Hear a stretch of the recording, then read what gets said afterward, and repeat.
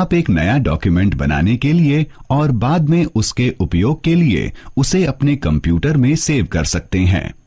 आइए देखते हैं कैसे एक नया डॉक्यूमेंट बनाया और सेव किया जा सकता है।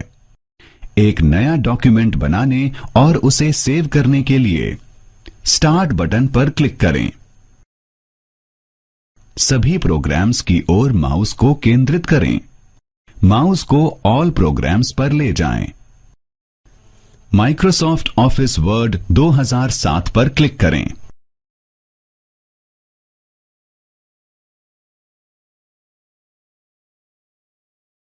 डॉक्यूमेंट 1 के रूप में एक नया डॉक्यूमेंट बन जाएगा।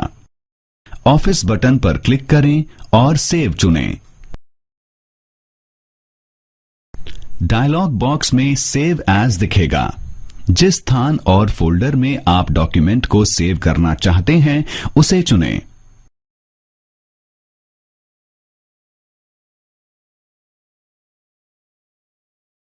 उसे खोलने के लिए फोल्डर पर डबल क्लिक करें। अपने डॉक्यूमेंट के लिए इच्छित फाइल का नाम कॉम्बो बॉक्स में फाइल के नाम पर लिखें।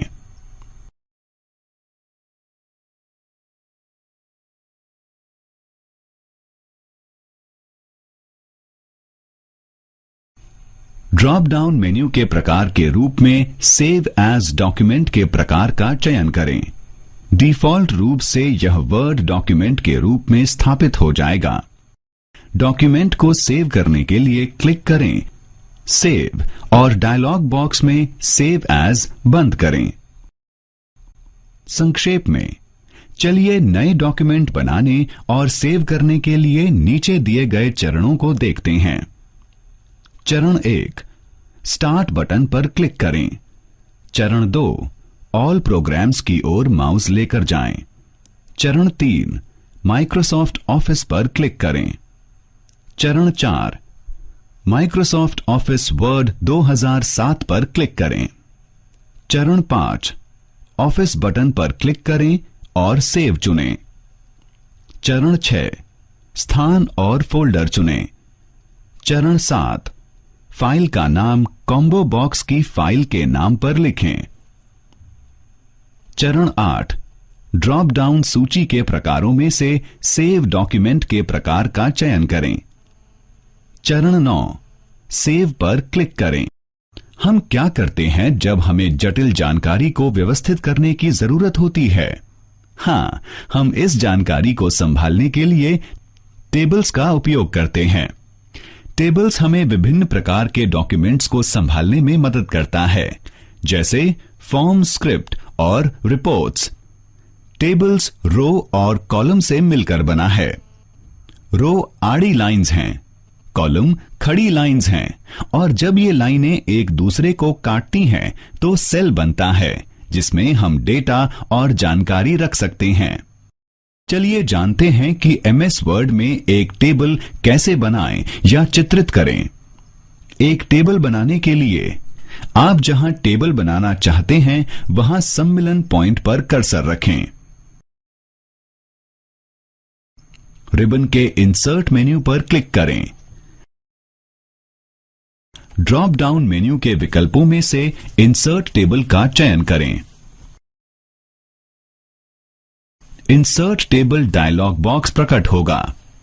टेबल में रो और कॉलम की इच्छित संख्या का चयन करें या लिखें। टेबल बनाने के लिए ओके पर क्लिक करें और इंसर्ट टेबल डायलॉग बॉक्स को बंद करें। वैकल्पिक रूप से टूल बार के टेबल ड्रॉप डाउन मेन्यू पर क्लिक करें और हाइलाइटेड नंबर के रो और कॉलम टेबल बनाने के लिए पैलेट के ऊपर माउस रखकर खींचें। एक बार जब आप टेबल बना लेते हैं, आप सेल के साथ रो और कॉलम की चौड़ाई और लंबाई बदल सकते हैं। सेल, रो और कॉलम की चौड़ाई और लंबाई बदलने के लिए सेल, रो और कॉलम पर कर्सर रख के राइट क्लिक करें। पॉपअप मेन्यू प्रकट होगा। टेबल प्रॉपर्टीज विकल्प पर क्लिक करें। टेबल प्रॉपर्टीज डायलॉग बॉक्स प्रकट होगा।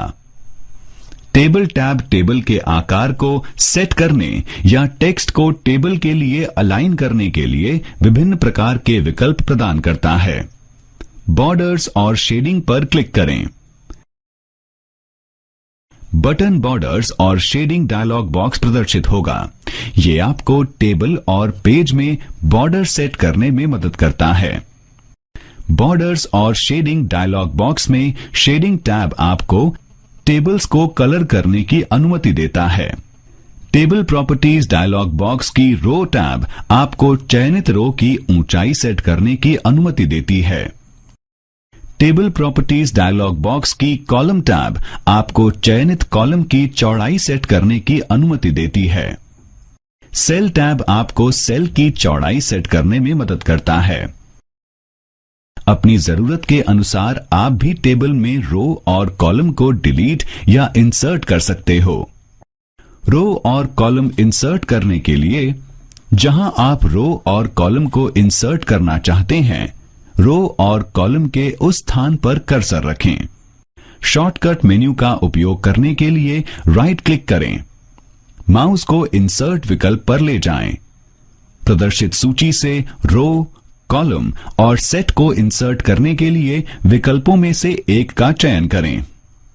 सेल, रो और कॉलम को डिलीट करने के लिए कर्सर को उन रो और कॉलम पर लेकर जाएं जिन्हें आप डिलीट करना चाहते हैं। राइट क्लिक करें और डिलीट डायलॉग बॉक्स प्रदर्शित करने के लिए डिलीट सेल का चयन करें। सेल, रो और कॉलम को डिलीट करने के लिए इनमें से कोई एक विकल्प चुनें। तो हमने जाना कैसे टेबल्स को बनाएं और उनका उपयोग करें ताकि हम जानकारी को बेहतर और प्रभावशाली तरीके से अरेंज करके रख